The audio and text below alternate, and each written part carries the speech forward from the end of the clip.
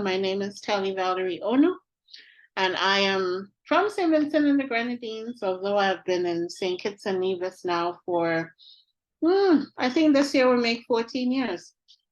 So I miss home, and hopefully I might see you all in December. Let's see, fingers crossed.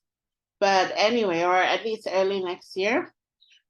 So my job really this week and into the next is to provide you at least some context on financial literacy. And my approach is more focused on empowering you to make better financial decisions. And maybe also looking at some of the, I would say, not just the numbers, but some of the emotional aspects of financial decision making, at least having us become aware of some of the motivations and actions as to our behavior. So I do a lot of financial behavior work.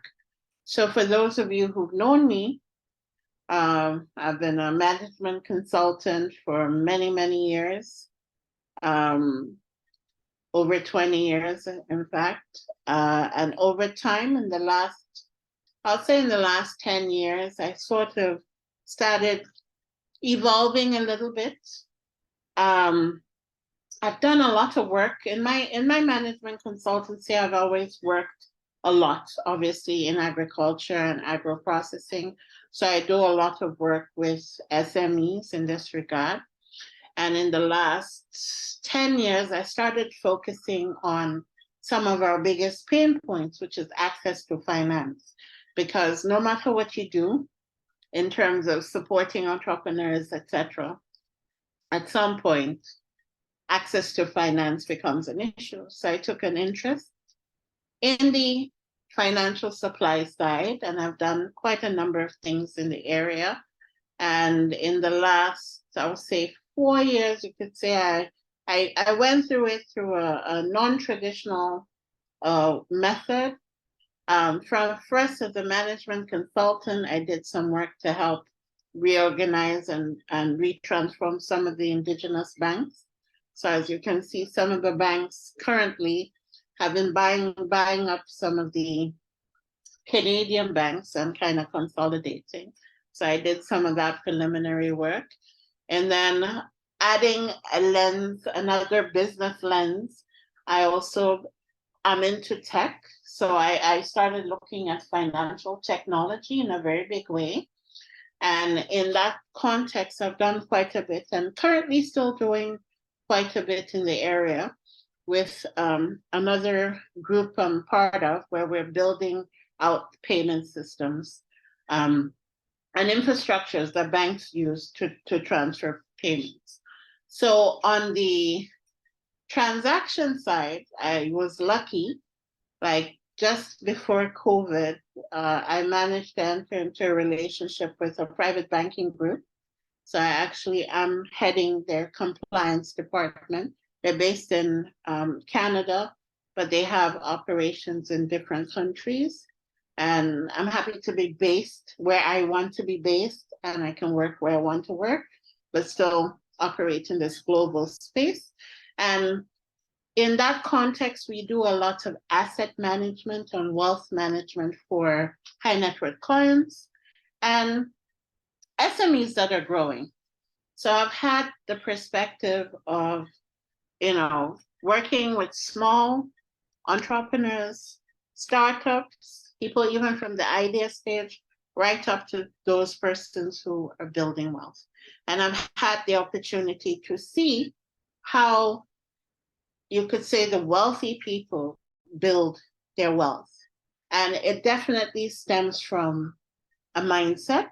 So some of the topics we're going to talk about today is really our mindset, our focus and our approach, and a focus on what you could say people who build wealth. And you don't have to be very rich to build wealth, because they're persons, they're clients of ours who have come from very humble beginnings but they just use the same methods and concepts in order to build their wealth. So it's a fallacy to say you need to have a big pile of money to adopt these principles, but these are principles that definitely would aid your financial decision making. And especially when we are in a space where clearly agriculture is profitable, but it's only profitable if you treat it as a business. So for some of you who might have it as maybe a hobby, I think perhaps after we do these sessions, you might actually look at it from a different lens. There should be no reason why anybody on this call, after growing your business, should not do well. And it's not something that happens overnight, as most of you would know. You have to be very consistent with what you're doing and so on. But bottom line, this course is really to support agripreneurs, whether you're planning, you're starting, or you're already existing. And the focus is really looking at it from a business lens. So this is something I want to lend to you. So I'm going to start with more or less giving you a little quiz to look at. Or well, we'll have a little conversation, and then when we go after the break, I'll give you this link to do the quiz. So first and foremost, today I'm doing a little bit of a lecture style facilitation. I will share PowerPoint maybe the next session. So one of the first things I want to really cover is the whole concept of the mindset, right? So in order to grow, so before we even start looking at spreadsheets or anything, one of the things I want you to reflect on and think about is your early interactions with money. It could be influence from school, influence from church, influence from even at home, your parents. When you think about money, what comes to mind? Because for money is different for everybody. That I can tell you. So let me just throw it out there. When you think about money, reflect on your early interactions with money, your early influences with money, and what you think about money and what you feel about money. Because you would find that finance, in as much as it's functional, meaning it's got numbers and figures. Amanda says she think about food, okay. Finance is really emotional.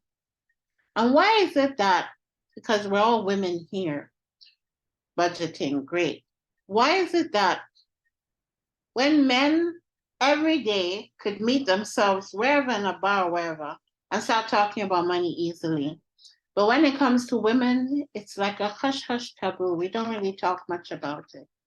So men every day might be brokering some kind of transaction here and there because they're talking about it, but we just don't really talk much about it.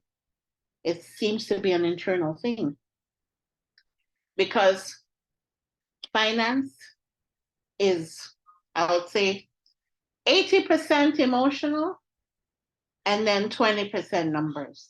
That's a fact.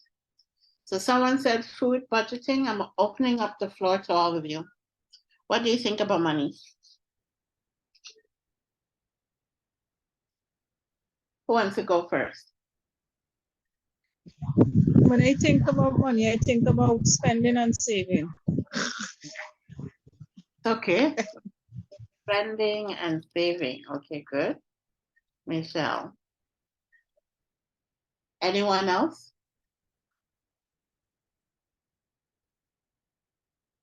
Janelle?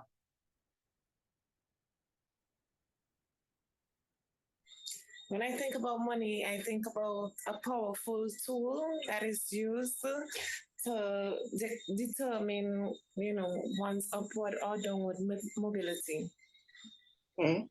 I think I can use the whiteboard, no?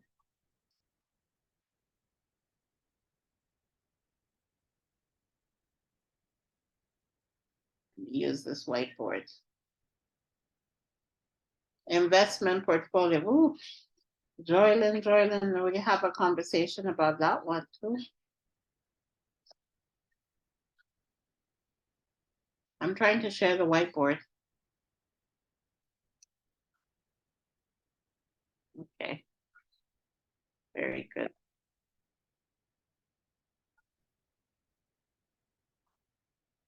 All right, continue. Where's this thing? I'm supposed to have the cursor. Oh, I think I shared it preliminary. I'm supposed to be writing on this. Never mind. Let me stop presenting and work on it offline.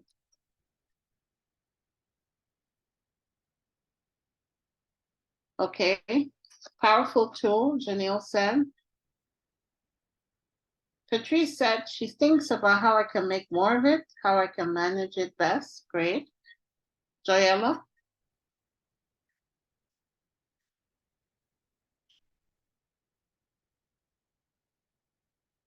Money is helpful if we wanted to be successful in our business. Okay. So Sharon, then you agree it is a tool?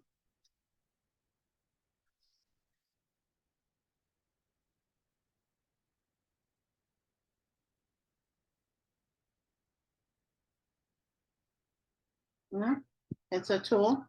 Anybody else? Keisha? Alberta?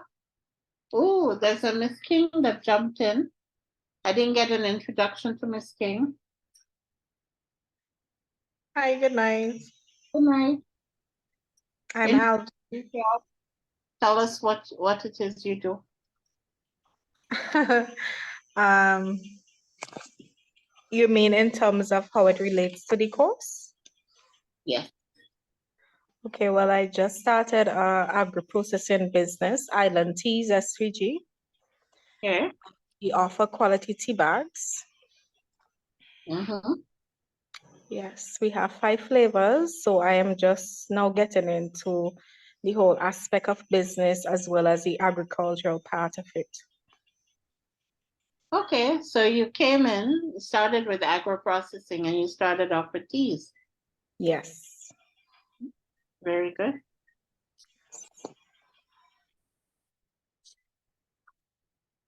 Okay, so let's see who's next in the group. Anyone else want to share? Patrice said money answers all things. Okay. Angeline. Anisha. I don't think I was introduced to Anisha. Anisha, what are your thoughts about money?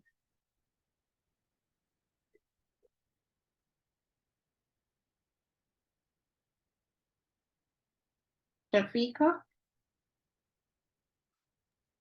Yes, please. What are your thoughts about money?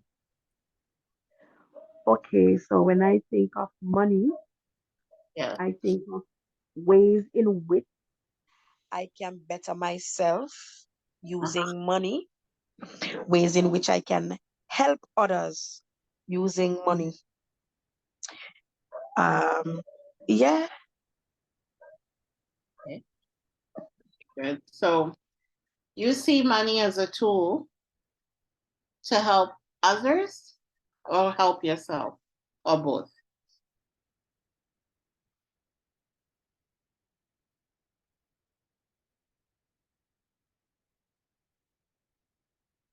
Shafika? Yes, please. You said you use it as a tool to help others or yourself? Yes, So both my others and myself. you're a giver. Giving. Very good. And then someone said sense of security. Natisha, can you elaborate on money dynamics, please?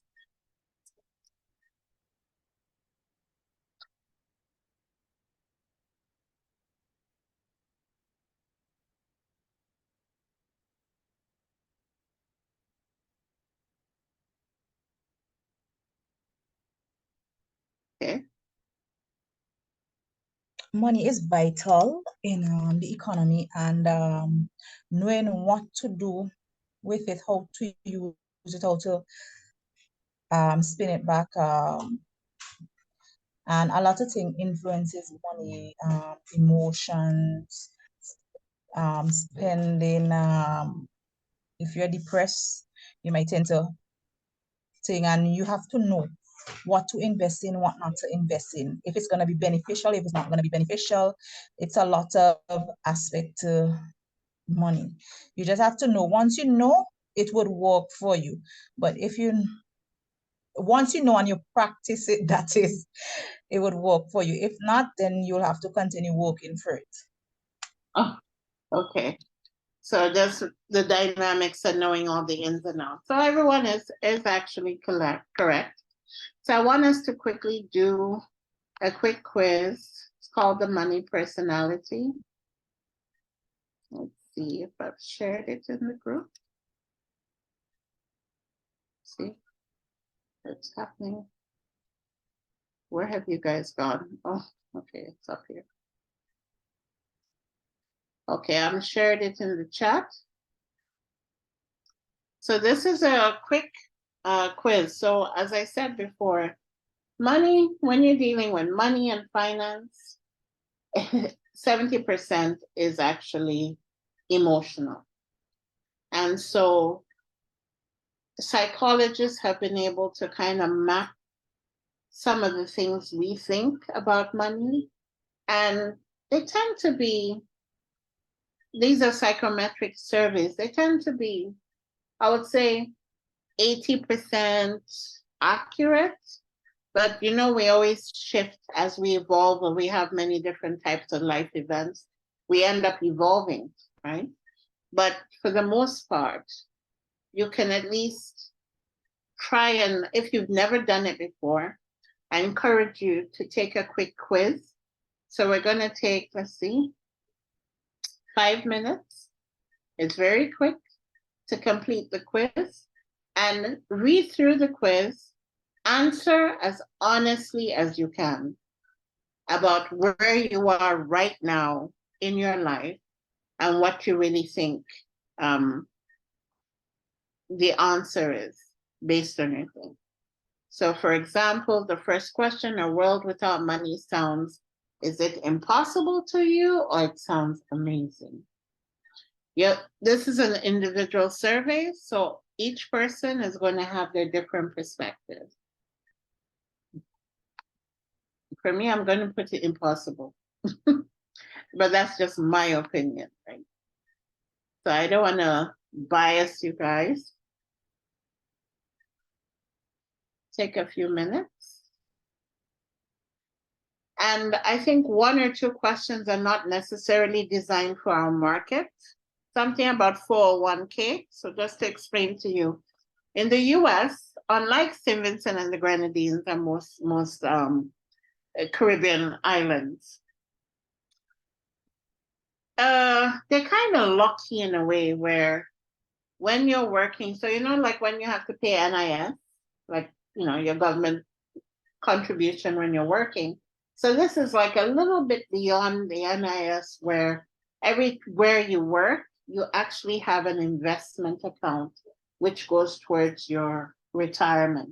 And whenever you move from job to job, you can roll over this special investment account. The investment account you can't touch, you know, so it just tends to roll over. So maybe this is something we probably need to look at and see if it's something we can actually adapt for ourselves, as well as an additional layer to NIS. So if you see a question asking about 401k, just think about it as your NIS, or like a special investment account that you keep aside. Sharon says money is a commodity accepted by general concept. Okay. Sharon, again, technical and educational.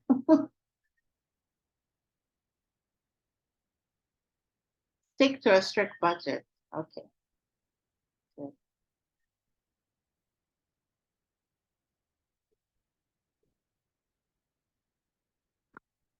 So we're going to take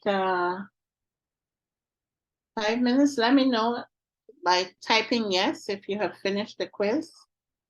It's very, very fast.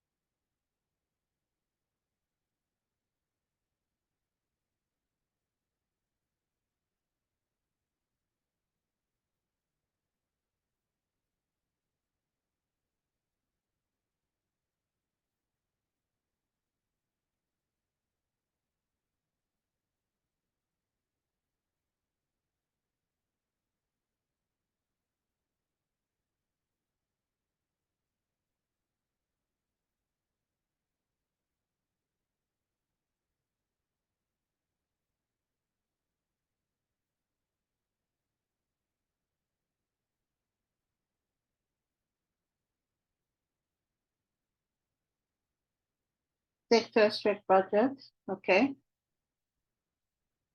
But has everyone gotten access to this form?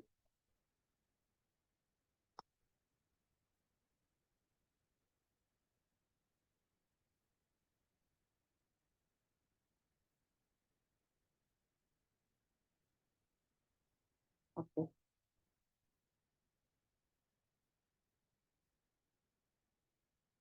How come I'm getting annotations?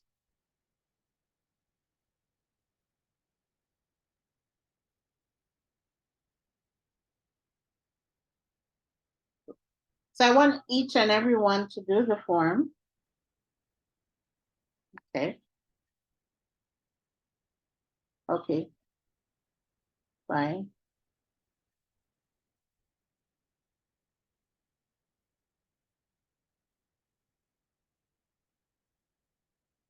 Perfect. Great.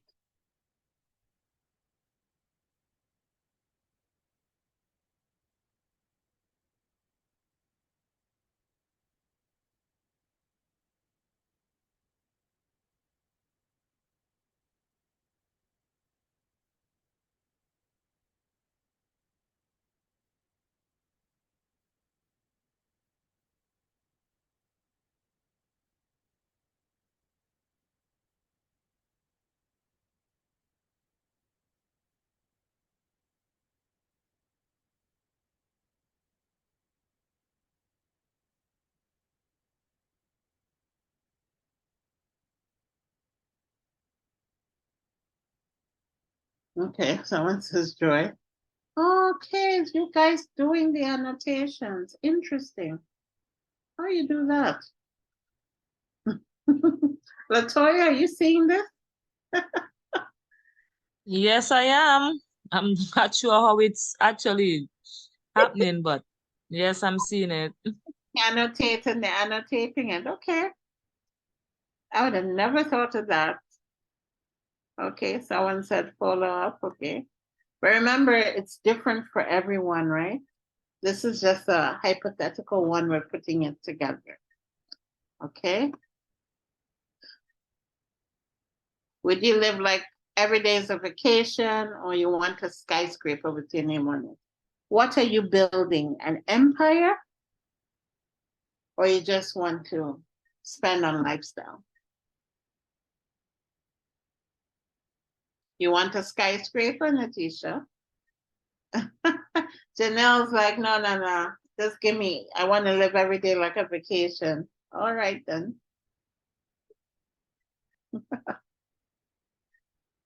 I like the vacation. Okay. So we're going to have, this is really insightful. We're going to talk about lifestyle and assets.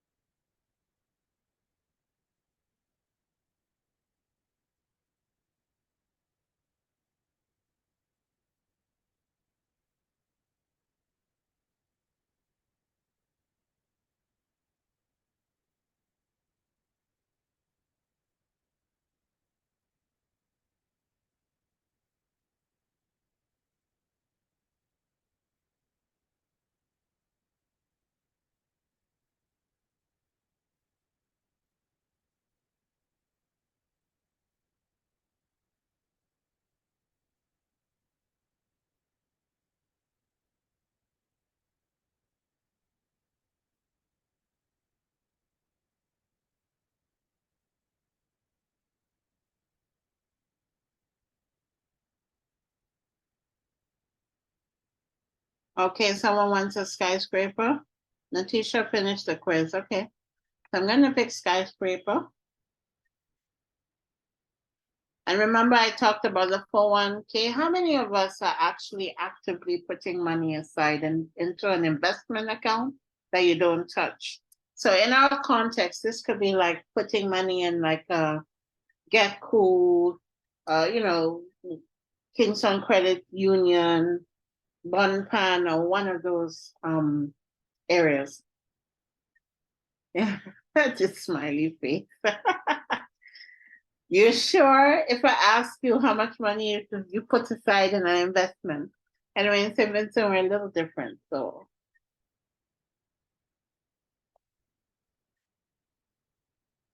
Bonpa is a waste of time. Let's try to save some for later. So we're actually going to talk about savings, but more importantly, something that we don't necessarily do, savings into investments. So today we'll speak about that. And then the next session will be a little bit more formalized as we start now bringing these concepts in there. So let me try finish this one. So we're getting results. Joylyn is a stockpiler. I've known Joylyn for a long time. I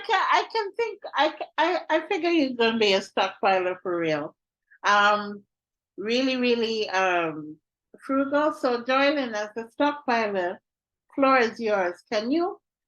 Does this really reflect basically some of your traits? More or less, maybe 50%, 60%. How accurate? And let's have a conversation around it.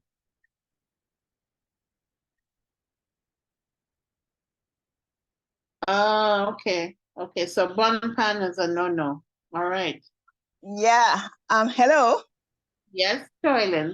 I think it accurately reflects me. I'm always saving for a rainy day. Always. You always saving for a rainy day. So today we're going to talk about how you can take those savings and funnel them into investments. So those are generating for you. That's true. I'm always thinking of ways and means of turning over whatever I have. Yes. I always have something set aside to turn over. Yeah. Turn over, yeah. And that's important because sometimes we save. We save for lifestyle. So like the vacation, wanting to enjoy ourselves, but we're not thinking about, okay, I need to own that skyscraper I see on top of the building, or I see a house selling. I want to see if I could, buy this real estate because there's an opportunity and I need to put it to rent. So this is the way, wealthy people are not wealthy just because, it's just how they think. Huh? The minute they earn money, the first thing they do is to allocate it into assets. They fund reinvest. assets that generate, because then they don't mind if, okay, they're going to invest now, and based on the returns of whatever they generate, they can now take a vacation from that.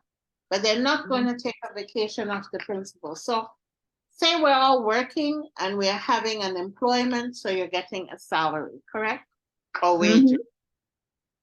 A lot of us would, what you have to do, well, your wages are finite. You only got this amount of wages. So you have portion that has to go into, if you have rent or if you have utilities and so on. Yeah. Expenses, your bills and so on. And then what is left is very little that sometimes it doesn't, for some of us, it doesn't pull over. So you just have to now build in some habits where, okay, even if you're not earning that much, even if you say you're taking a little 10, 20% religiously and putting it into an account, even if it's a credit union. Credit unions are now very competitive and they offer many different types of products. I have to in St. Vincent, but I know over here in St. Kitts, they have one that offers what we call an accumulator. It's like a savings account that builds up in portfolio. But you have over there, you have not just the credit union, you have building a loan. right? As options and so on. So the whole point is knowing which you need to shop around, look at what is in the market, and see which options can give you a little bit of a return. So on the one hand, you have your credit unions where you buy shares, but you also would have certain products they have. And sometimes they might have a savings product that could give you a little bit like a 3% or 4%, a little bit higher than what you would get in the bank. I think the bank is giving you 2%, something like that, or 2.5. So you have to look around and see what is exactly in your market. And this is just financial products. We're not looking at other things. Your business is also a conduit way for you to generate money. And in the next section, we're also going to look at how we can generate multiple streams with just our business by looking at our different business models and looking at revenue models as well. So just because you're in agriculture, as you can see, even on the call, you have some diversification happening. You have the young lady who has her tea bags. That's a very unique niche market. It's diverse. And there are probably some other things she can add on top of that to increase her revenues. You know, the beautiful thing of being an agripreneur is like you are almost like what we call a Swiss Army knife. Not only can you produce food through agriculture and sell the commodity, when you start thinking about value-added opportunities and agro-processing, how you like the term, it's so many things you can do, right? So Renita, you're an idealist. Can you share with us a little bit? Does this really reflect how you are in real life or even a portion?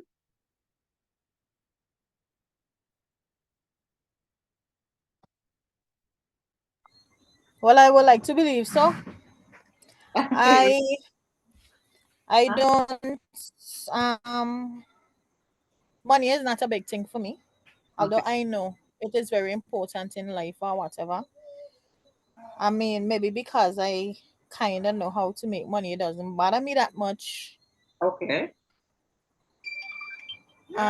Is a problem when it comes to other people because people always want. I don't know if that is why I think like that or whatever. When it comes to business, I will stick to the books. But in a normal life, Huh? I prefer if we didn't have to deal with money at all. Okay, so you're really an idealist at heart. So let me guess, you prefer to give away your money? I do it all the time.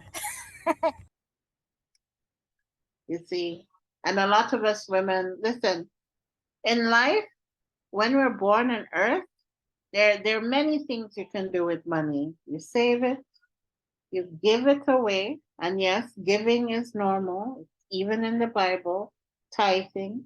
So we as human beings, it's our nature to give.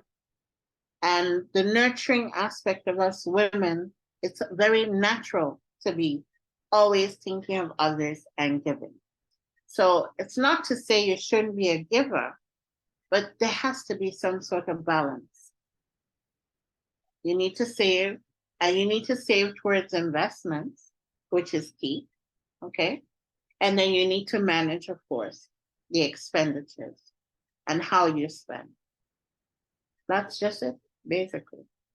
So being an idealist, knowing that you're an idealist, at least gives you the awareness to say, okay, I am this kind of person that I don't really care about money, I give it away.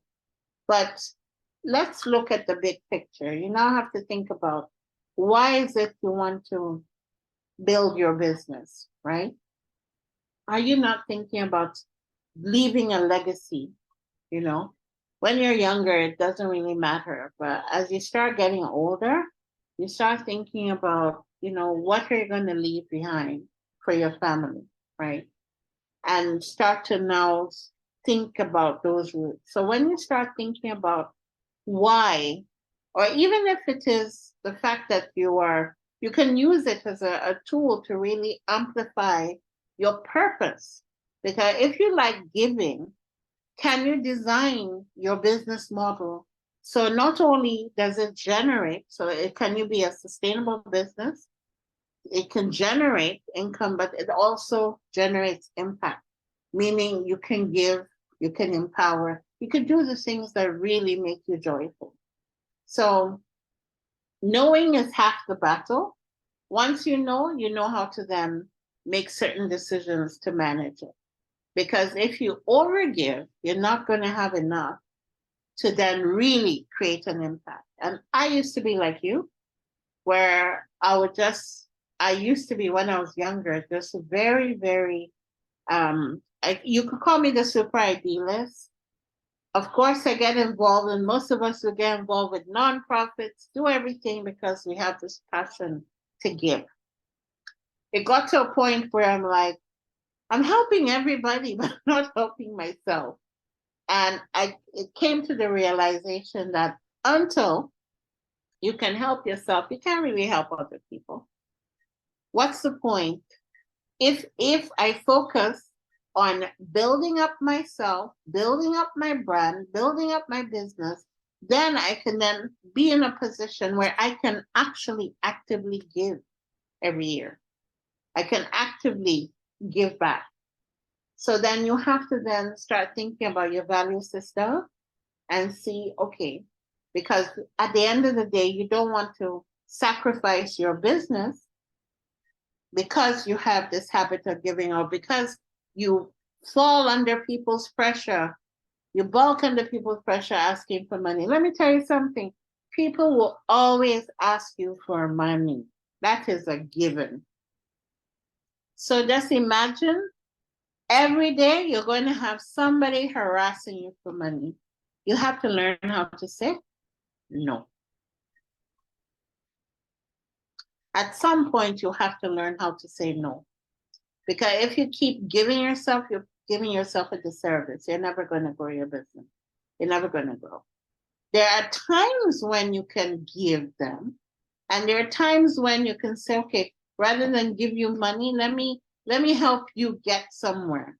Like, so for example, when I support some entrepreneurs, rather than even give them cash, I know like in some cases, some persons would say, okay, they need to go on a training somewhere. I'll pay for the training, but I'm giving. You understand? So you have to put yourself in a position where you can be that catalyst in your community. So it's really important. So we're not saying idealists are bad, fantastic people, but then now for an idealist, perhaps a model you can look at is social entrepreneurship, where you can have a bit of both, the social and a bit of the business, and you're there amplifying impact. She said, I agree, I reached that terrible, we're terrible, bad for business. Exactly. Always helping people, and you can't help yourself. At the end of the day, you're doing yourself a disservice, because if you put yourself in a position where, okay, you're going to grow this nest egg, it's going to grow, you're going to make it big enough so that you can create a foundation so that you can always give, then that makes sense. So there's a time and place where you have to, some of us are not thinking long-term, we think short-term. So sometimes it takes a bit, you have to reflect and say, okay, this is something that is just innately me. It's not something that's going to change, but I have to be aware of it because it is impacting and hampering my growth. So how can I use it as a strength? That's why I said, thinking about more social entrepreneurship type of models, where you can have a model where you're still doing business, you're still generating, but you're also creating impact is very important. Especially now when you're thinking about climate change and we have to become more climate resilient. Thinking about not just your business, but thinking about the rest of society is very important when you're thinking about those type of models. Yeah. So who else did we have any other? We had the stockpiler D list. Anybody else?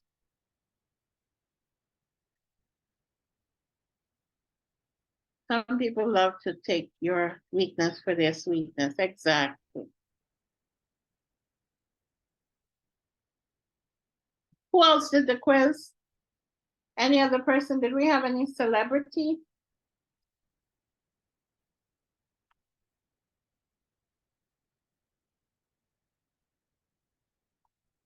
Any celebrity in the bunch?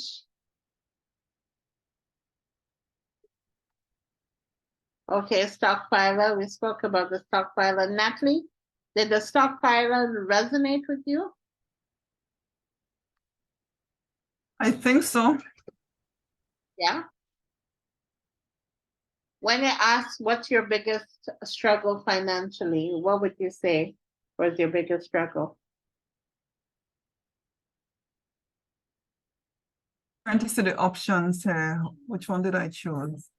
I think paying attention to when bills are due. Oh, That's very, why. Yeah. very. You're on top of it. Some of us, we are like ostriches. We put our heads in the sand, and only when things get too bad, that's when you're looking up to say, oh my goodness, what to do.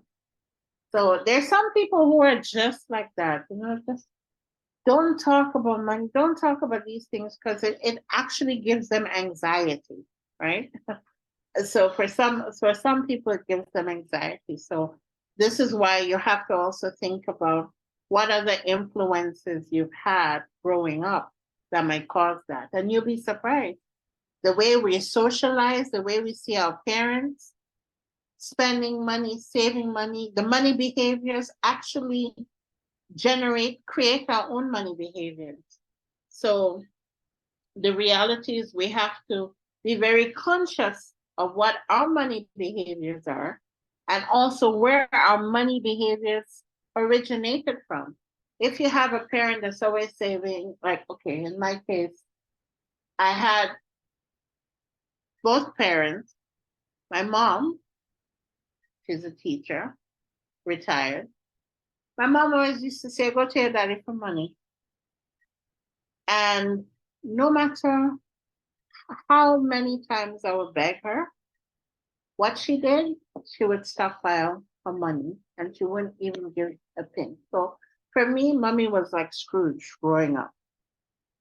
I said, this woman to even get a little, she wouldn't give it to you because she always used to stockpile. So I found, but my father was a little bit more liberal, but he was very strict on budget. So he always wanted to see a budget every month, which gave me a lot of stress. So now I try and do budgets, but I find when I do budgets, I still feel stressed out when I'm doing even a normal budget for whatever reason. And when I start to think about it, I say, oh, it stems from when I was growing up. And I had to always present these budgets to my father, who was very, you could say was a very strict person. So he was always very strict and serious. I was always very intimidated by him. So presenting him a budget, I was always very conscious of not putting too much in my monthly budget so that it will balance. And every time he had something to say, especially for my hair, it's like, oh, when are you going to cut your hair? Because this salon story is too much. But he used to do that as a joke, but obviously. One had to now learn how to always be defending the budget. So for me, when I do budgets easily, but sometimes when I do my own personal budget, I find I get a little bit of anxiety. The other thing too is my reaction to my mom, hoarding her money is wanting to, whenever I have it, I have the proclivity to spend it quickly. So I've learned over the years, I had to relearn and, we manage. Okay, I like to spend the money, but I make sure I believe in delayed gratification. So if I get the money, I'm going to think about it. Can I put it? That it's going to multiply 2, 3 times. And then from those returns, I'll then do something and splurge. So this is what I've started doing, and it's been working really well, and it's helped me accelerate the growth and accelerate how much money I can put away for a rainy day. So budgeting is a useful tool. I don't like it. I get it. Yeah. Have something to say? So who else? Anybody? Celebrity? Who else tried it? Which other personality? Which personality? The nurturer. Okay. So a lot of you were telling me what to answer. Yeah. I got a nurturer. So I'm more of a celebrity type person. But here is a perfect example, like someone who is like an idealist, but also a bit of a nurturer. So a lot of women tend to fall into this category. Money nightmare is having a loved one go through financial emergency and then they're helpless. So this is like one of your big fears that kind of makes you want to do something else. And then you're the one anyone can rely on, both emotionally and financially. So like the idealist, but even worse than the idealist, you're a super giver. And here you can see they talk about money you and kind of reflect on a possible scenario of some of the influences with the money behavior. And in this case, it says you're seen as a parent of a friend group, and money is no exception to the rule. Let me minimize it. Whether it's keeping a spare bedroom, another can crash. Some of us are like this. We always have our doors open, always very welcoming. When it comes to money, you always have it to spend with your friends. But mind you, when you don't have the money, you have no friends. Those friends disappear on you, you know? So the problem is money. The money you're giving isn't always disposable income. You rather go broke supporting others than admit your own funding. So for a lot of people who are nurturers, they struggle with it.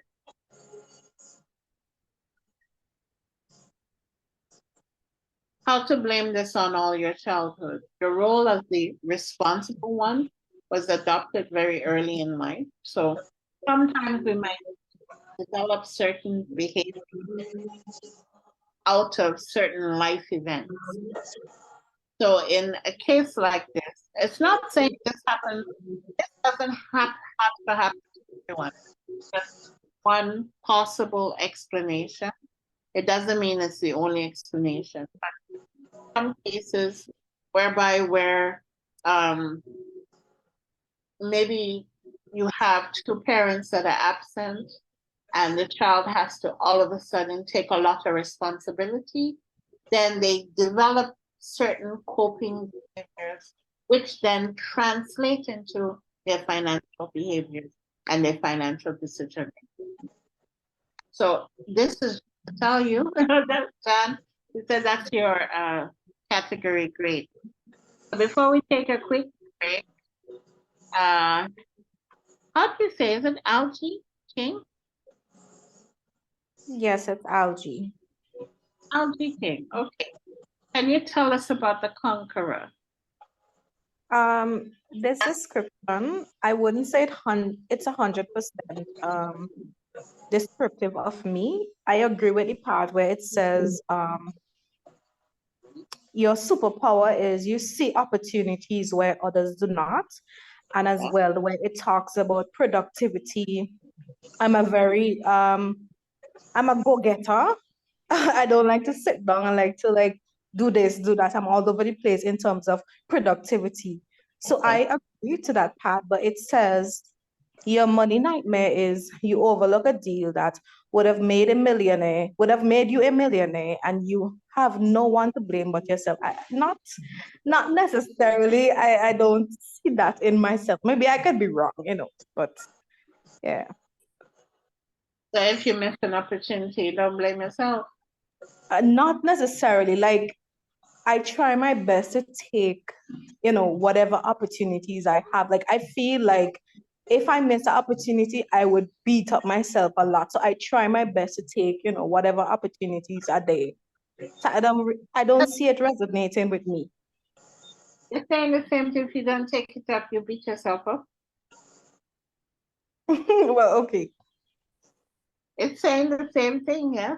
You're too hard on yourself if you don't take advantage of the opportunity. Meaning you push yourself. So, Maybe I would have to think about it a bit more. In a way, again, like I said, it's not always 100%. Remember, we have many different influences in our lives. We have many different events, life events, marriage, divorce, all these things, kind of have an influence on you. I wish we were having a physical workshop because we would probably play cash flow. And the cash flow game, actually, you can say it kind of gives you an idea of your behavior pattern when it comes to saving money and making decisions. But at least an idea to say, okay, perhaps I have certain behavior patterns that are influencing my finances. The important thing is to become aware of it. Then, okay, are there some acts to improve? Are there some warning signs? Because everybody is unique and no condition is ideal. You have to look at it from a perspective of balance and within the context that you are living and experiencing. To someone else, someone will say, oh my goodness, I'm not satisfied with this particular trait and I need to change it. But for you, just perfect and fine, given your context. I'll say I'm a nurturer, and it makes sense to me because I became a parent as a teen. So I've always had to become the provider. However, I think recognize that I'm like that. And I've started to say no more often. Very good. Since then I have more money to spend. It benefits me. Believe me, one of the behavior changes is you being.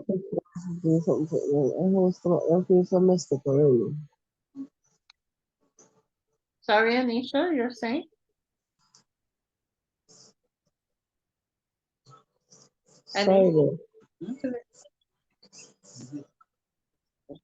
So let's take it's 7:15. Let's take a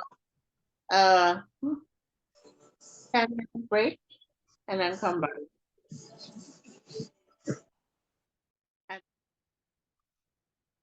Is everyone back? Hi, Valtina. Good night. Welcome. Hey, Shafika. Sorry, we went on a break, so I muted my microphone. I didn't realize you were waiting. Good night, Valtina. No problem. Introduce yourself to everyone. Or at least to me. I know you guys have been participating in this session for quite a while. What, second to last in your course? Yes, you are. Yes. So introduce yourself to me so I know who you are, and I will and then we can continue. And tell me exactly what area you're in agribusiness or agriculture.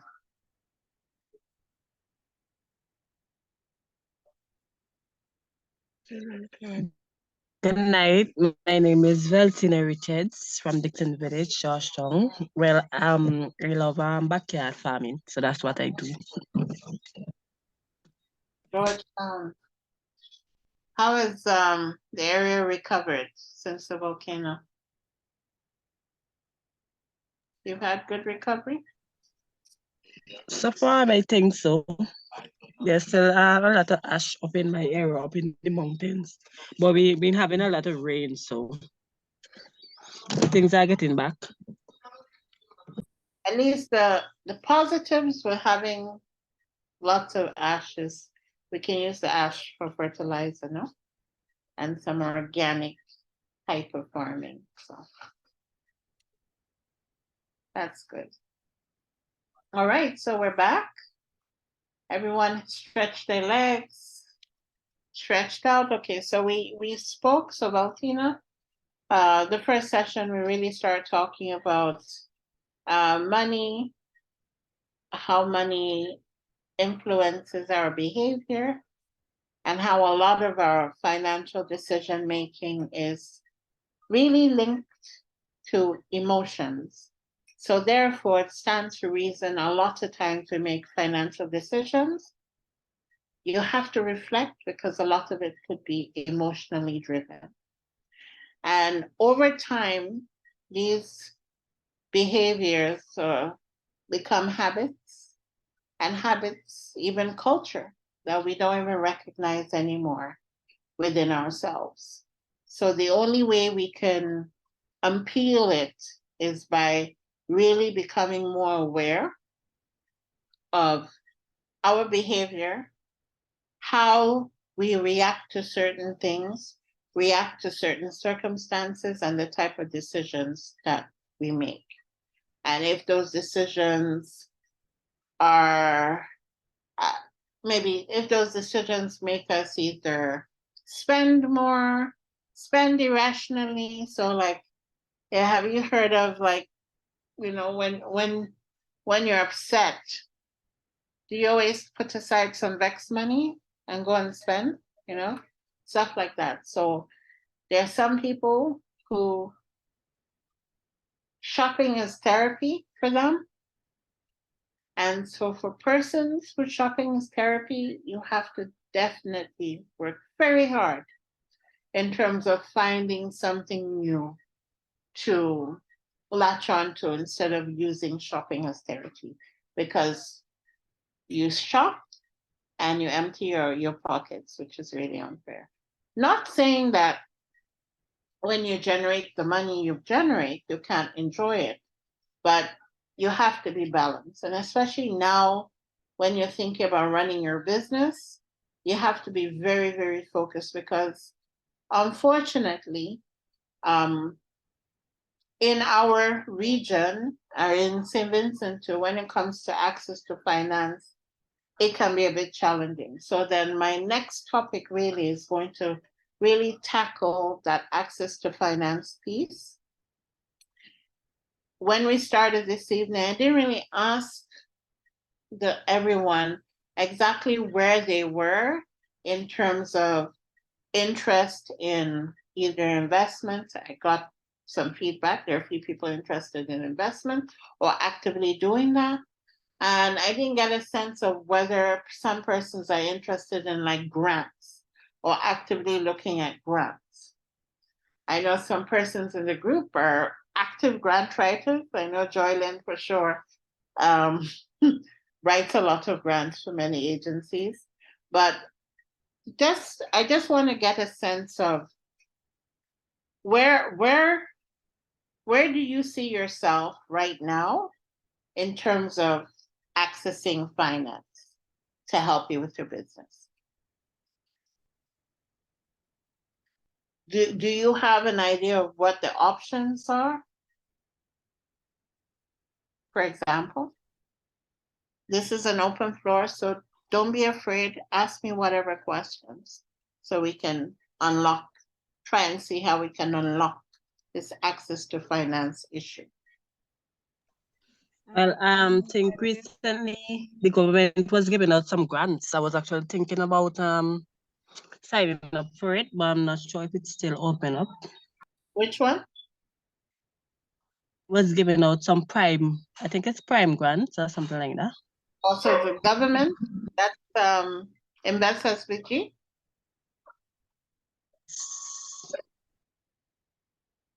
Was it Invest SVG doing that? Yes, I believe so. And have you heard of any other? Hi, actually, it's Prime, a unit that was set up at the Ministry of Finance and Economic Planning specifically to deal with prime grants. The small business. Okay, yes. I think I know. Prime grants. So that's the one grant you're aware of. Okay. Any other ones? No.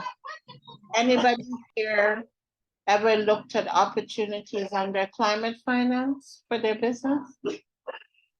No. There are a few, but if you would know how to write to apply for the grant, okay, a project, you could join up with others and do it. But if you don't, then it's difficult. Yeah. So what I'm going to do is I will share maybe a couple opportunities, and they have some in agriculture. I think those who, I don't know if you have anybody who does livestock. But the thing about being an entrepreneur, you have to always sort of be in the know and put yourselves in people's, hold on one second. Sit down. Sorry, my dog.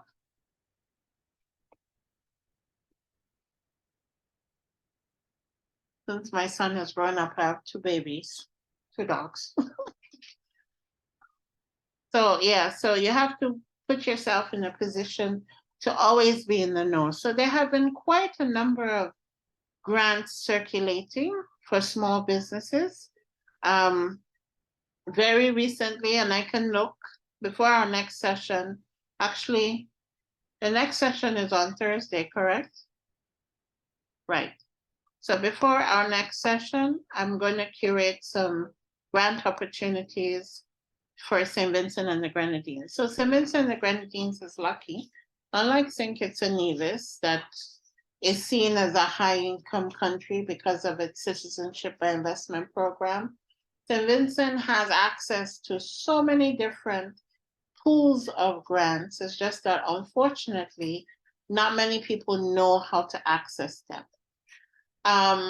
Also, one of the things you want to, I think, get yourself more acquainted with is many initiatives that happen in the country around training for people to know about how to write Green Climate Fund grants. Not because the Green Climate Fund is one of the largest climate funds, and it's, of course, very complicated. It's a very long process. So I'm not saying it for you to see how you can get a low-hanging fruit, but understanding the process of how they look at those grants goes a long way in securing a grant. So I can just give you an example. So in the last cohort we had for St. Kitts and Nevis, we had a number of women who participated in our cohort, and a number of them actually applied, were able to then acquaint themselves with some of the processes and procedures, and they were able to then apply for different types of grants. So you have, they have like one that normally comes from out of St. Lucia, which is the, what's it called? The Greenpreneur Grant.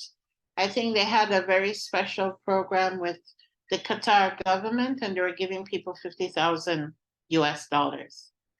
And for their businesses. These are agribusinesses and small businesses. And for the most part, we had, I think, 2 or 3, I would double check to see 2 or 3 entrepreneurs just text me this week to say, thank you, Telly, I got through.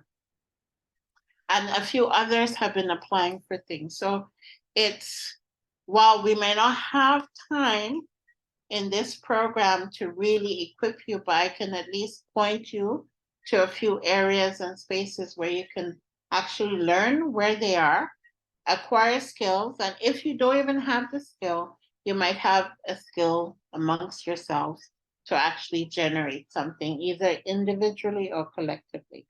But there are, for St. Vincent, last time I checked, there were so many different types of opportunities. But unfortunately, I think the big challenge we have is we don't necessarily know where they are. So here's also another side business opportunity for someone who can spend some time curating these opportunities for other people to participate in. So that being said, I don't know how many of you are familiar with grant writing or comfortable with grant writing. Let me get a sense of how many persons.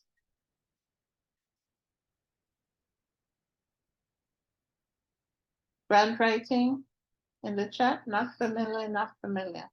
So you see, and I am sure 150% we have lots of grant writing training happening in St. Vincent and Grenadines. Okay. Someone asked for my contact. Okay, no problem, Patrice.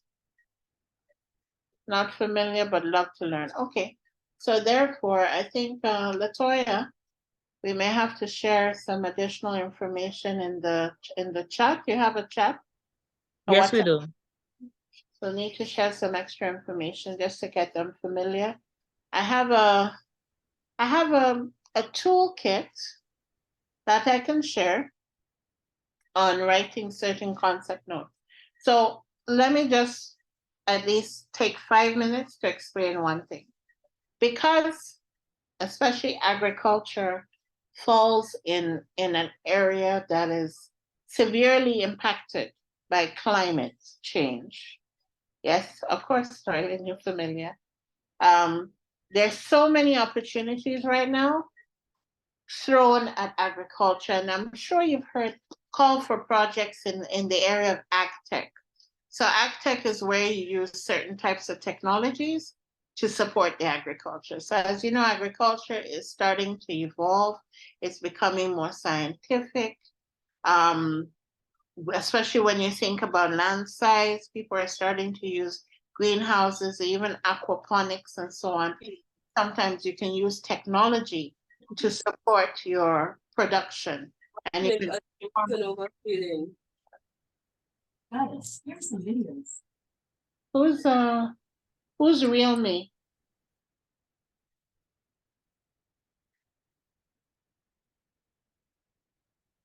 See? Okay, she muted. All right.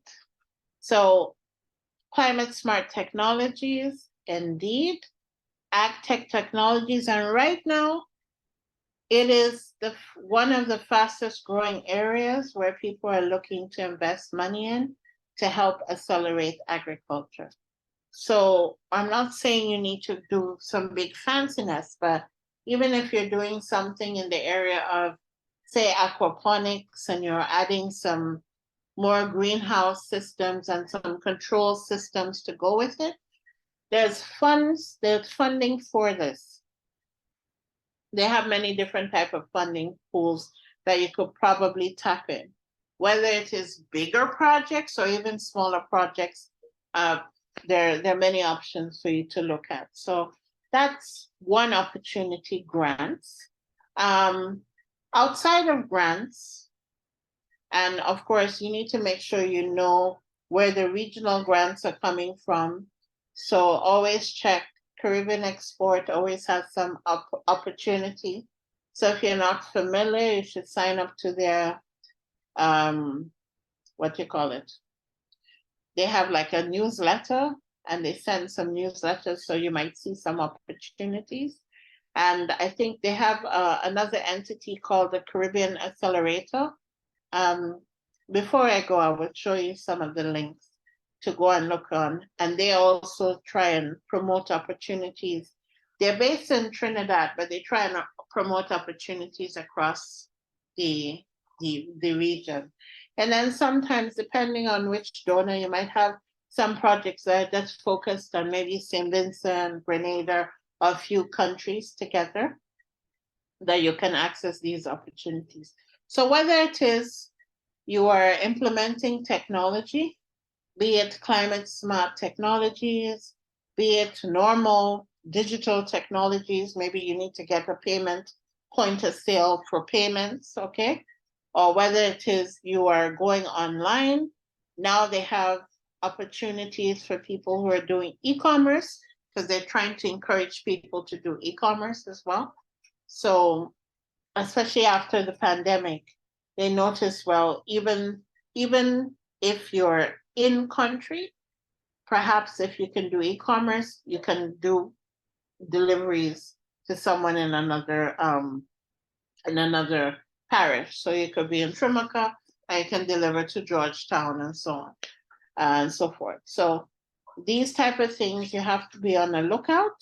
And it also allows you to sit back, and when you reflect your business model, which we're going to be doing that in the next section, very practical, you can then see exactly how you can maybe tweak your business model to incorporate some of these things. And they don't have to be very fancy, expensive, because remember, you can have climate smart technologies that don't cost too much. Just some tweaks as you would have gone through some of the different lectures. You also have, so I will share with you at least the regional ones that you should have on the lookout, and then a list of a few that you can see from time to time. And tomorrow I will just go through some of them that generally advertise and you can actually participate in. And this, like I said, when we think about agriculture, sometimes we think about those persons who are only in the processing, only in the in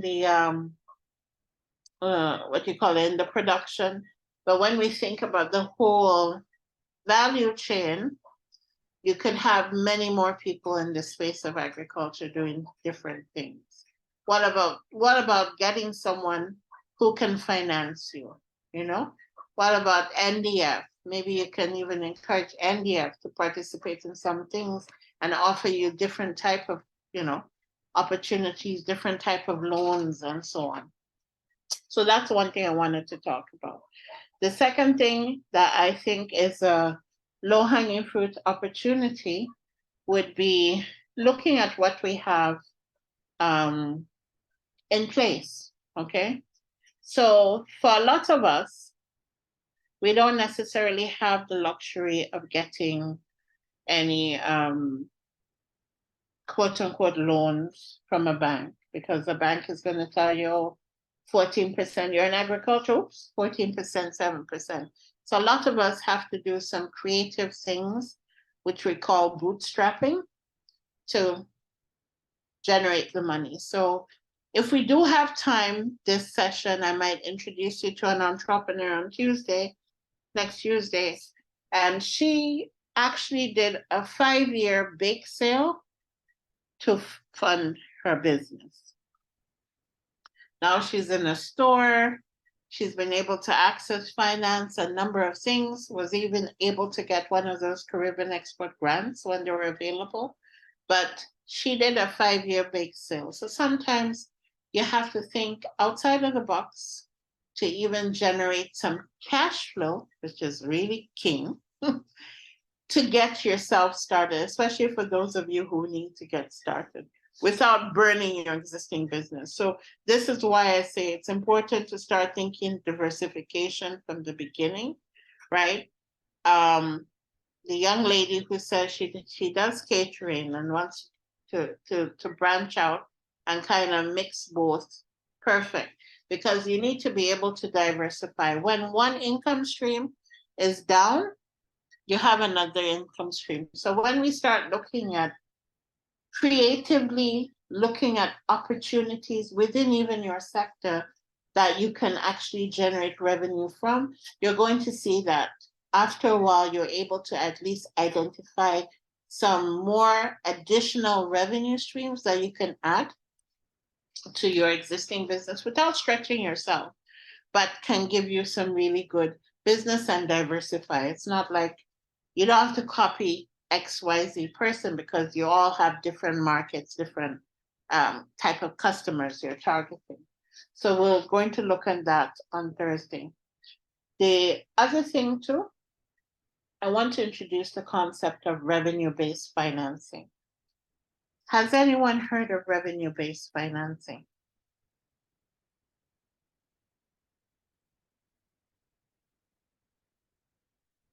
Let me put it in the chat for everyone. Anybody? I know we're coming close to the wrap up. Okay, so with revenue-based financing, it's very simple. Everybody watch Shark Tank? Or how many people have seen Shark Tank?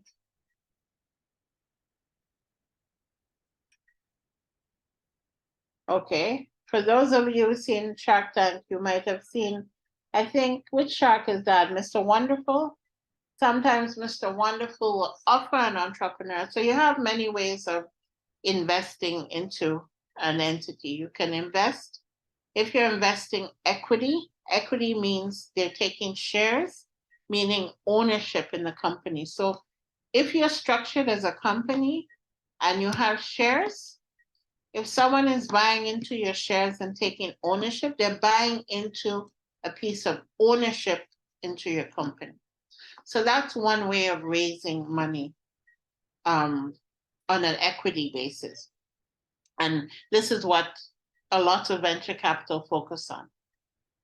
Another way is it's not a loan per se, but it's not equity per se, because for some of us, we might not make even structured in a way where you can give a share to someone to own your company, to own a share of your company.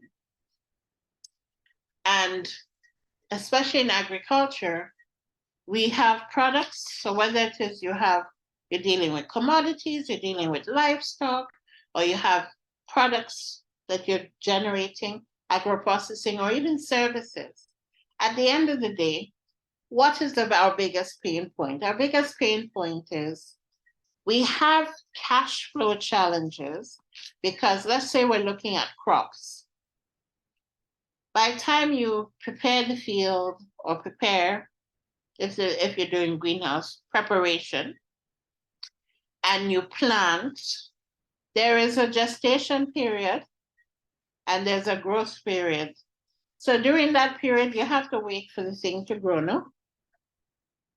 Whether it is the plant to grow, or your sheep to grow, your goat to grow, your pig to grow. Sometimes it's faster. And depending on how you've allocated it, if you have like cabbage and lettuce and these type of cash crops, I call them cash crops because they take a few weeks to grow and you can sell. You still have that period of waiting before you can sell. So I think when you did agribusiness, they would have talked about maybe contracts and so on. So here is a way you can structure it, especially when you're talking to maybe supermarket, Graves or what have you, to sell on consignment or something like that. You can structure it as a revenue-based finance where you're like, listen, I have this crop I'm going to plant for this season here, okay? You can show an investor, or if you're actually engaging into one of these contracts with a bigger entity, a supermarket, you can show them and say, okay, you're going to plant cabbage, so and so and so. You show them your plan, your crop production plan, and you can tell them this is what you need. And by X date, you're going to start generating approximate yield. Of course, you have whatever percentage for wastage and loss, etc. But they have an idea now of what it is you are supposed to. The problem is we never do this. We're waiting for marketing boards or government to set up marketing boards to help us do it. Not gonna happen. If you know your numbers and if you can present yourself, present your plan properly, you can actually show a compelling case to say, hey, listen, this is what I'm making, this is what I'm planting, this is when it's due, and they can put an investment in it. And how do you pay them back? Revenue share. Or there's another form called demand dividend. Why is it different? Because remember, with revenue, as soon as you generate, remember, revenue is not equal to profit. So you might have your crops and maybe the whole stock. Your whole stock is probably maybe 50,000, you see? The value of your stock. And so, but then your cost might be something like 40,000, you see. So this is where things start to get dicey. Because your stock is 50,000, your cost is 40,000, you only have 10,000. So if you structure a revenue financing deal where you're giving too much of a percentage of your revenue, you might hurt your costs. Because remember, you have to do that. You can either do it based on the gross revenue or based on the net revenue. Because remember, sometimes you might have some immediate costs, and then you have your other expenses like your utilities, the land, whatever, land prep, etc. So you can structure a revenue finance deal, but just be warned that try not to give too much, because it's called a royalty, almost like people who do music or musicians, where whatever percentage you're getting paid is paid back as a royalty. So if I structure it and say, okay, I'm going to give you 10% off every product I sell, right? That means every time I sell something, 10% is going back to the investor. This way, it eases up the pressure of a traditional loan, because then your loan, you have your interest and your principal, and you got to pay that interest no matter what. The bank really doesn't care if you're going to take years to pay back the principal, because at the end of the day, they make you money, right? But you got to pay that principal on X date. This is what kills people in agribusiness because of the cyclical business we have. It's called cash flow. So if we structure a revenue finance deal as a contract, okay, where you can even say, let's just say Bonadies or grapes, you want to sell a stock to them and say, okay, listen, I'm going to have X amount ready by June, July, whatever.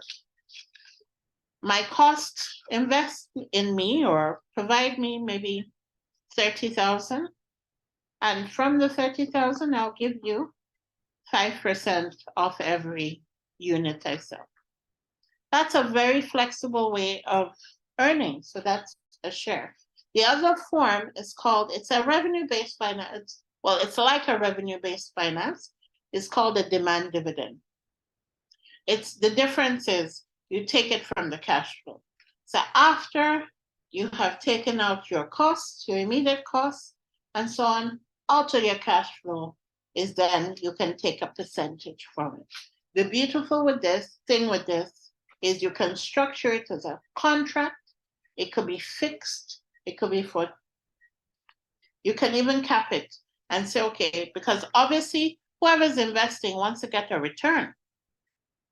It's not going to be cheap like the bank at 3%, 4%, 5%, but maybe they want to get maybe 2 times the amount they invest in you.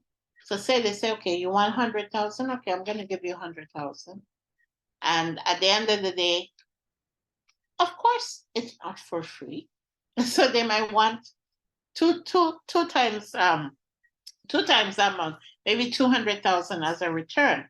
But rather than you paying it upfront like that, you have them as part of your business. It's a win-win scenario. It's a partnership. Yes, Algin.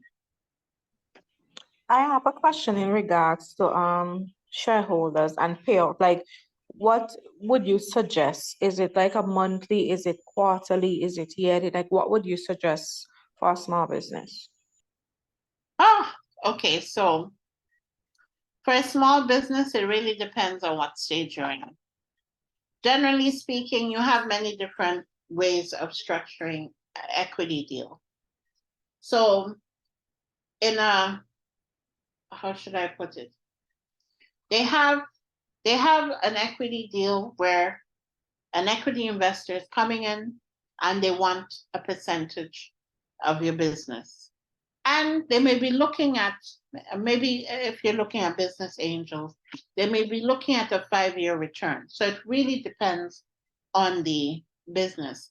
But they have, I can't remember it on the top of my head, it will come to me. But they have another structure where it is similar to a loan. And so they give it to you almost like a loan, but it converts into equity.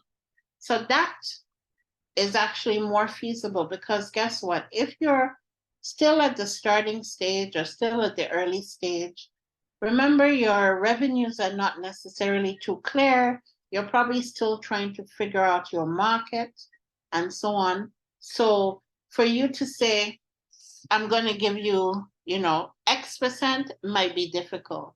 So a lot of startups will raise using this method. It's almost like a loan, but it converts. It's a convertible. Yes, that's it. It's a convertible loan. So they'll start off with it's a very simple contract, starts off with a loan. So almost like a 200,000. But then when you are now organized and you set up the company and structure, it can then convert into equity. And at that point, then there's some structuring that has to happen. But I guess we wouldn't have time today, but I think I could carve out some time on Thursday and actually show you a few examples of how those transactions work and some calculations that you can use to estimate it. But basically, it's all about the value of your business. Let's just say you have been building a business for many years. You say you're like an Erica's. You've got a brand, it's out there, this and that. It's probably in different markets like in Canada and so on. You can now have someone do a proper valuation of your business. And based on that valuation of your business, then they can now estimate exactly how much shares you can actually give a person. So I will try and see if I can do a shorter scenario, very simple for you to understand this, high level. But it's a very interesting area to see how that works. But for practical purposes, and I think something that can definitely work in St. Vincent and the Grenadines is this revenue-based financing and demand dividend, even in structuring contracts on a small time consignment basis, because then we can start moving towards forward contracting a bit. And this can help you with bringing in cash flow. And believe me, it's very easy to partner with these supermarkets. Very easy. But the key thing is, how do you address your cash flow? Because you need to have peace of mind while you're waiting for your crops to grow. You're able to, you still have expenses, right? You still have people you got to pay. You're going to be hiring. You have salaries to pay until the thing produces. But the beautiful thing is patient. It's fair. When you get your crop, you pay them either through gross revenue, net revenue, or through your cash flow, a percentage through cash flow. And it can be a defined contract. Sometimes some contracts say 2 years, 3 years, 4 years, or sometimes it could be based on how much the person wants to get back. So some people will say, you know what, I want to get 1x my investment or 2x. So if I put 10,000, I want to make back 20,000. So fine, we put it on a contract. And so the payments continue until you hit your 20,000. For me, I got in cash flow, so I didn't have to be struggling. I didn't have to go to the bank. And then another way you can even get, this is where we get into the next session. You can get in the money, then use it for leverage for something else, right? Meaning you get in the investment upfront, and if the bank is offering some other facility where you can grow it, you can actually use that too. So sometimes people can use leverage for certain things. They have certain products in the market. I have to check. I'm not sure if ECGCPC, have you heard that? ECGCPC, Eastern Caribbean Partial Credit Guarantee Scheme. Is it in St. Vincent yet? Yes or no? Anybody heard of that at all? Okay. Silence is telling me no. Okay, so there is, in the Eastern Caribbean, there is this entity called the Eastern Caribbean Partial Credit Guarantee Scheme. I think they're headquartered in Antigua. I think they have an office here in St. Kitts. But they're in the process of meeting with certain banks. And what they do is provide a guarantee to those banks, because you know, as SMEs, the problem that banks don't want to lend is because they perceive us to be too risky, right? And so all they want to know is, will they get paid, yes or no?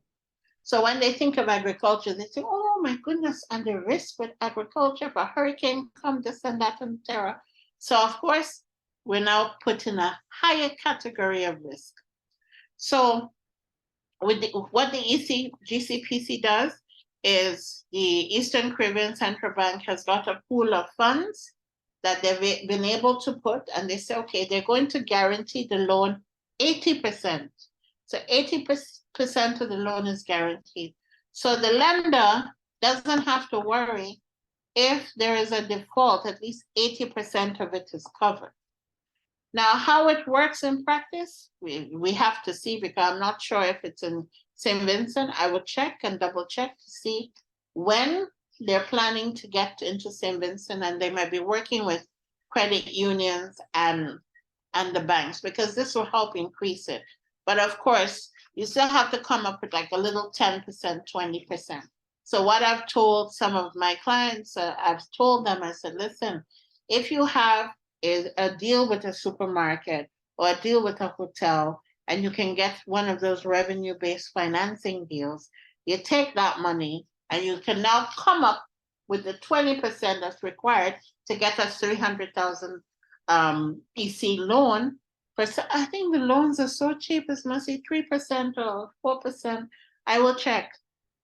But we have one or two banks here that have started the process, and I understand a credit union is in the process. So I think next year will be a very interesting year where we have more of these products that can help us access the finance we need.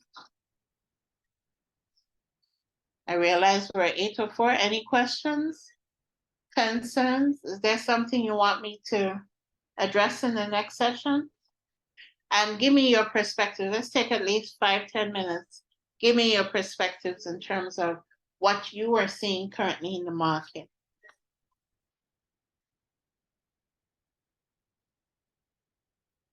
Don't be shy now.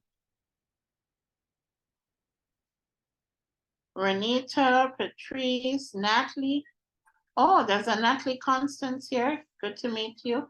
LaDonna Lewis Williams, good to meet you too. We didn't meet before. Ladies, hello. Why are we so quiet now?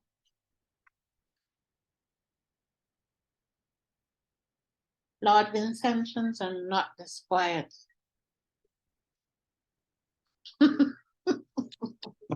Hi, this is something I want to know about. Sure. As a farmer, I had what I do as a farmer, I pay somebody to do the whole and plant the goods for me, but I have to work to pay them, right? I work and when I finish working, because nobody don't like to work and don't get paid, so that's what I do all the time. I work and I pay them. If it's give them a 2-3 days work, I do that. But I notice I plant some yams, 700 holder yam, and I plant some ginger also. And you know, when I went back to the yam, there's just like the yam went in, is right. So that I don't know if it's the soil or the sulfur ashes, but it is a problem. You mean it went in, like it disappeared? I plant the yam and now digging the yam.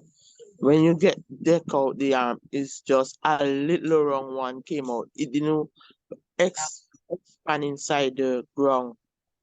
Is the ash?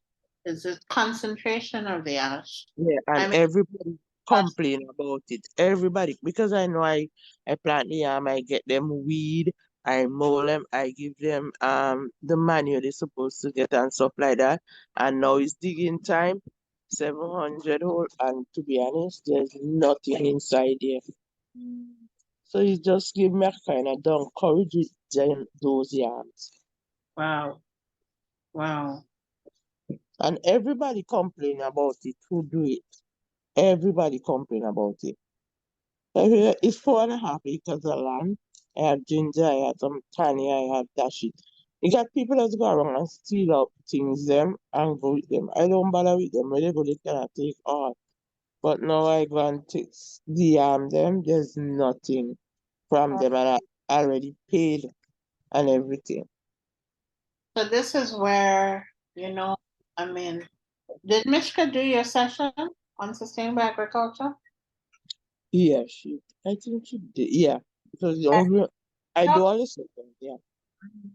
But this is where the soil is very important, huh? And soil now becomes something that we have to do, especially after the hurricane. The soil testing becomes one of the most, important factors now. I don't know if it's because of the loss of her ashes, but trust me, everybody complaining that all of us plant together. Everybody complaining about the reaping. They ain't getting nothing. Some plant, some get about half sack, 1 sack. But to be honest, it don't encourage me right about now. Yeah. Wow. You see, and this is where one of the areas of I'm going to Barbados next week to do a training on disaster risk finance. And we're going to be talking about the importance of insurance and new types of insurance called parametric insurance or index insurance, where you couldn't anticipate the volcano, to be honest.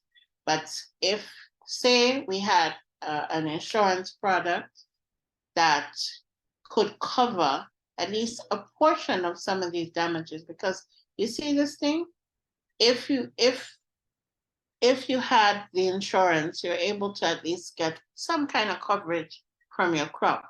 So these are the type of things that maybe even now, as you guys are pointing it out, it might be a good thing to perhaps look. Maybe there's someone in the room would like to do something with regards to some sort of crop insurance. Okay. Water cannot get into the roots. Yes, that is true. Water can get into the roots because of runoff. Then you have an additional complication with climate change.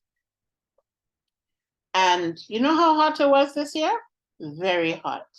So literally the water will be boiling up the roots. So I'm telling you, root crops are taking a big hit with this climate impact, that it's a serious issue. I think one has to look at maybe seriously, some sort of insurance product designed for it. So for those of you who are creative and want to diversify, I would say one of the things we do need is a special crop insurance product, which nowadays you can easily do, because all it takes is making sure you have a baseline. You can measure what a normal soil was before it happened, and then what the soil is after the situation happens. Very important. So in your case, Sharon, it is a challenge because you're dealing with root crops.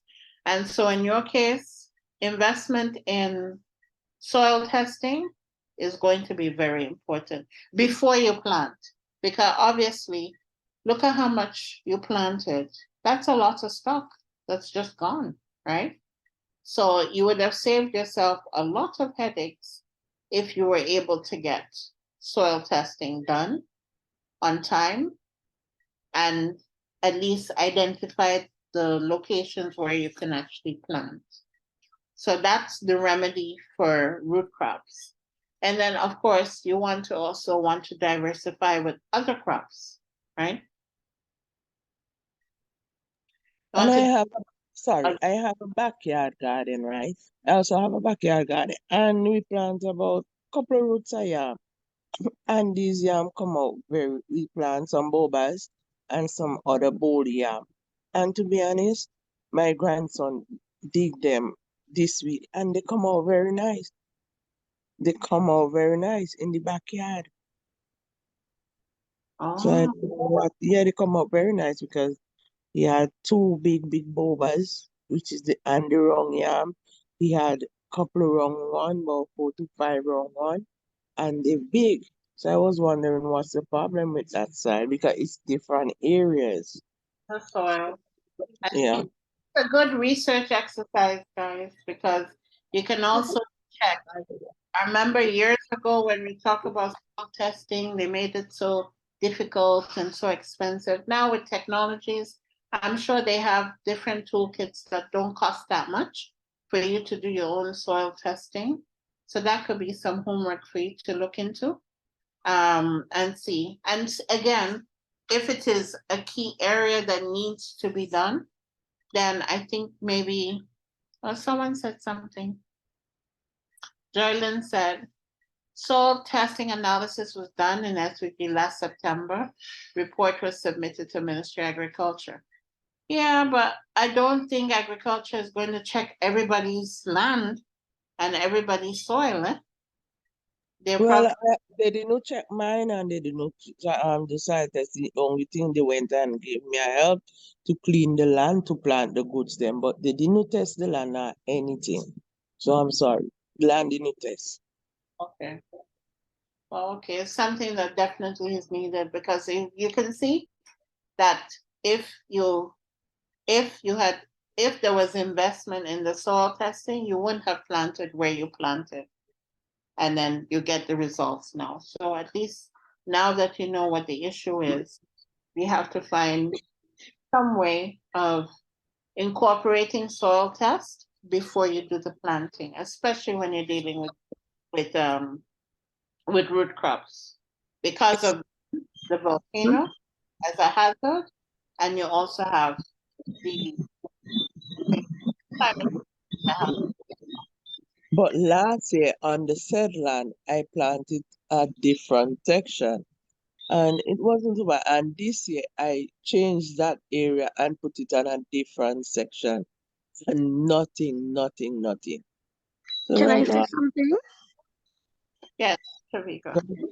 Miss Allen, maybe that your planting material isn't good. Maybe it has probably a pest or disease, and that no. might have caused the problem of maturity upon harvest. But Or Miss Andrews, when they came up very nice and green and nice and sparkling. When others won't get burned down so to nothing, and mine was green and nice. right through. Right through, and it's surprising that when you went to the digger, nothing in them. That happens sometimes. That do happen sometimes. You have green, lusty leaves, but the production isn't good enough. Did you use the material from what you harvested from before? Do you always use back the same material? No. Sometimes that could be a problem. No. That's what I try to say. I get different material and use it Okay. over because I didn't use back the one I used from before. So I get new material and put it in the earth. Okay then. So that's why I was saying all the time, but I don't know what happened. A lot of people complaining in that said area because you had people who dug in Mongrel. The same problem, different people who dig, they saying the same problem, they ain't get nothing. And then I paid to dig the bank, I paid to weed, and then nothing for me. Just don't encourage y'all, just come Or out you of do those. Okay, so then you can request a soil test to have a Yes. soil test done. they done soil test, yeah? Yes, they do. You can go at our Newgrounds, Mm-hmm. place the request, or you can call Plant Protection Unit in Camden Park and make the request yourself. That's true. Plant protection unit, I refer it. Yeah. I'll try. I'll try. That's think all I could say. I try. the amount of money you spend in terms of preparation, digging, and all of that, you could have avoided all of that with just a soil test.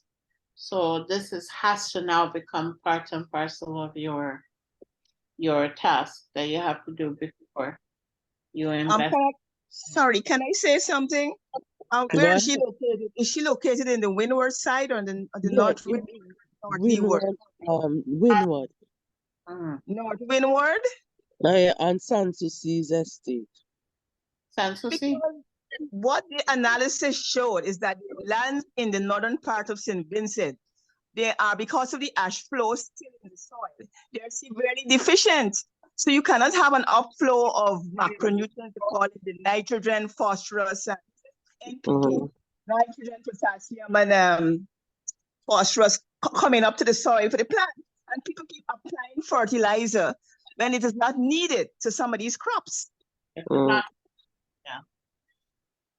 Copy of the report because the report is very detailed and comprehensive for every area in St. Vincent. And I asked them to do summary copies so they can make it available to every farming household so people can read and know what they're about.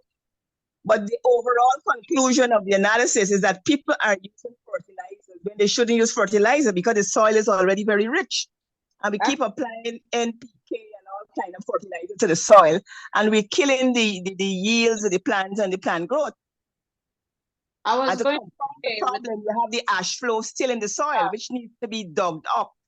And you add what they call soil organic content, like manure to the soil before you plant. That's so true. You had to add the manure to the soil before you You plant. have to mix it in the ash flow soil. If not, you're not going to get any yield. So they call it, so you have to have sheep manure, goat manure, cattle manure, and you have to mix it in, plow it into the ash flow soil. But that land is a cattle dung because right now cattle is right on that ground. We always have, my dad always have cattle on that ground right now. We have. Is it plowed into the soil? And secondly, I heard you talking about using manure. They said people in St. Vincent tend to be using too much fertilizer when the soil is so rich. There's no need to use fertilizer.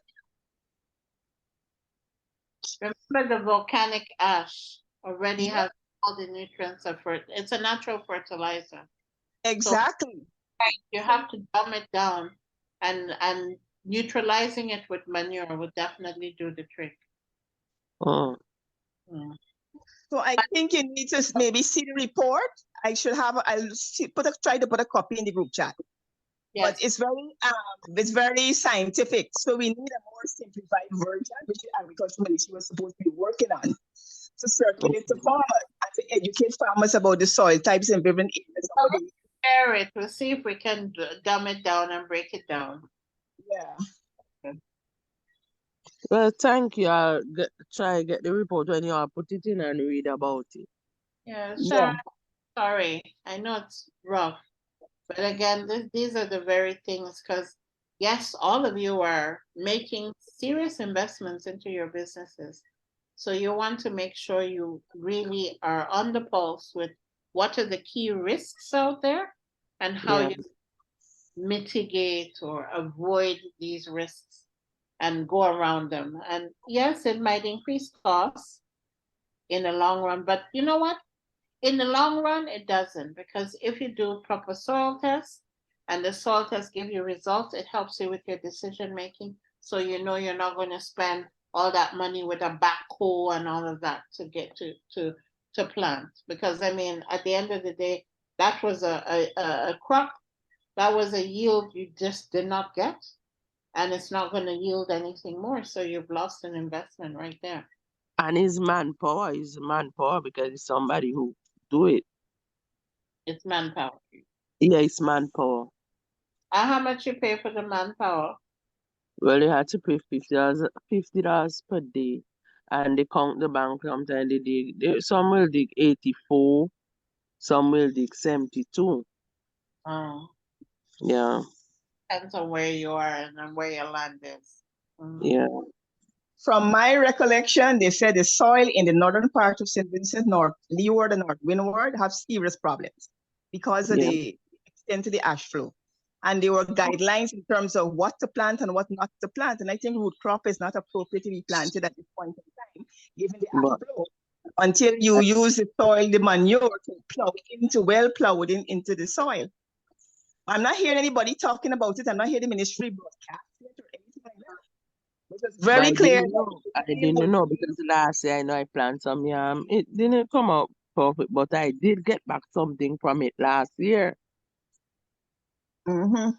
I did get back something from it. Yes, so what I said, what I'll do, I'll move from that area and go to another area. Let I see how it come out. If it come out better than last year.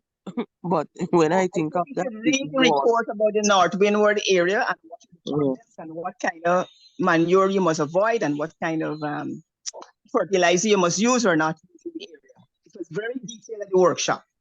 But the biggest problem is in the northern part of the country. Okay.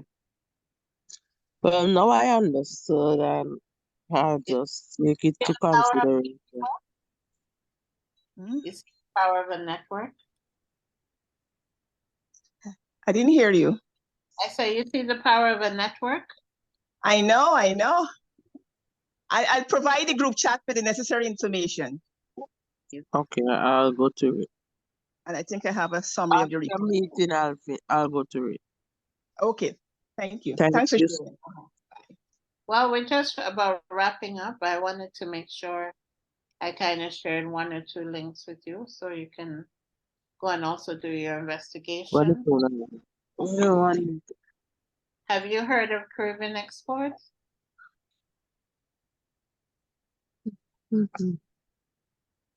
How many people have heard of Caribbean exports? Everybody. Everybody. Not everybody, you'll be surprised. Anyway, here are some, they do share some opportunities here. So you can check from time to time to see whether there's an opportunity either directly as a grant, because they normally have this reimbursable grant that they offer, or other opportunities they connect with. So it's very easy. Like this one, this is more for digital transformation and smart production. May not be applicable to everybody here, but they do have some. And then there's another one called Caribbean Accelerator.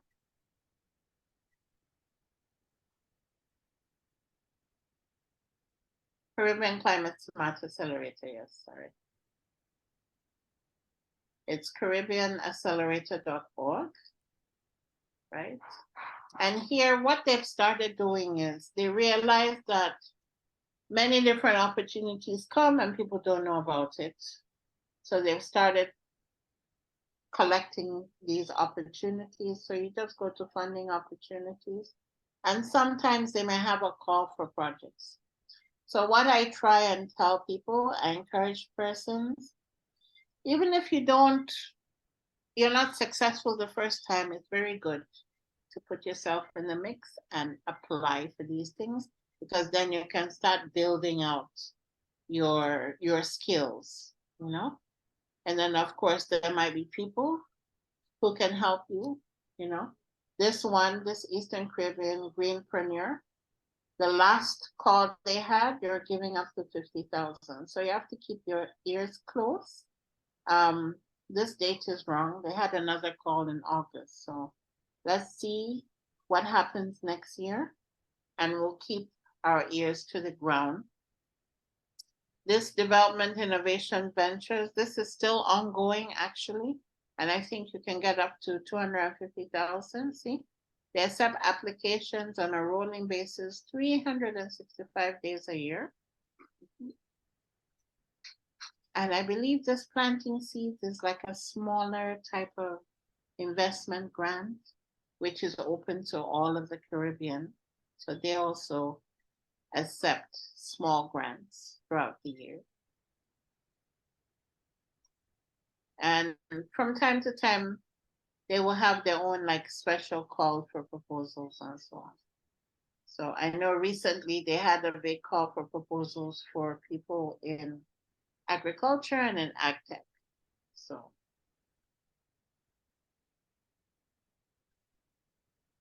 and like I said, St. Vincent is not like, and this shouldn't be here because this says Asian Pacific. I don't know. They didn't notice it. But St. Vincent is unlike some of the places. We're very lucky, actually. There are lots of opportunities. It's just you have to know where to look. So I have my homework for you before Thursday to come back to you with a few options, good options. I know the time is, we're nearly 8:30, so I can't take up too much more of your time. But I wanted to know if this was a nice icebreaker for a financial literacy session before we get into boring paperwork and looking at charts, because I'm sure a lot of persons are like, oh, when it comes to finances, I hate to look at them. So give me your perspective.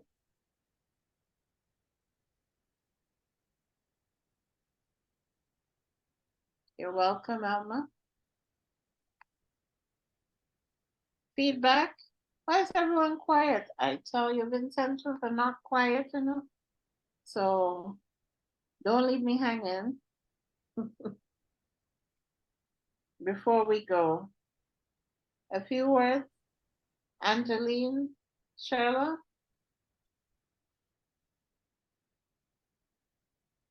The two Natalies? Very informative. This evening was very informative. Okay. Did it supersede your expectation? Yes, These it are did. very Yes, it did. I wasn't expecting this sort of financial type of information. I thought it was going to be the regular run of the mill. Right. Okay, good. Anyone else? Up there.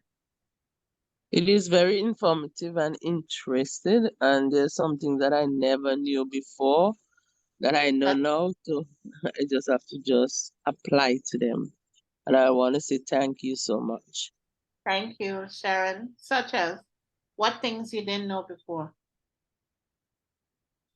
You're welcome, Patrice.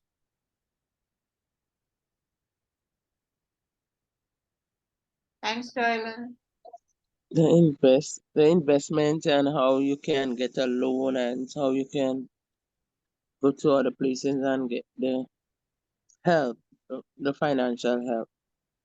On Thursday, I'm gonna have it written for you, so at least you have that to see how you can structure it. And I did promise a little bit of insights on how equity could work and so on.